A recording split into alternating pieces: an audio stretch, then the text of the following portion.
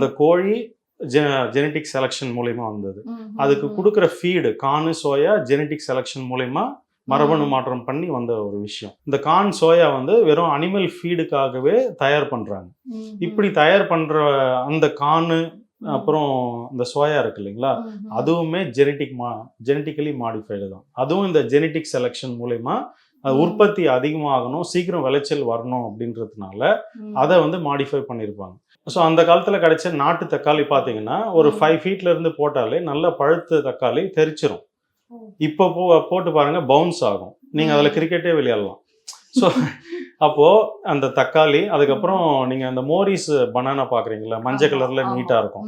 அது பார்த்தீங்கன்னா அந்த டீ கடை எல்லா கடையிலையும் வச்சுருப்பாங்க. ஸோ அந்த வாழைப்பழம் பார்த்தீங்க அப்படின்னா அந்த டீ கடை ஓனருக்கு கூட வயசாயிரும், அந்த பழத்துக்கு வயசாகாது.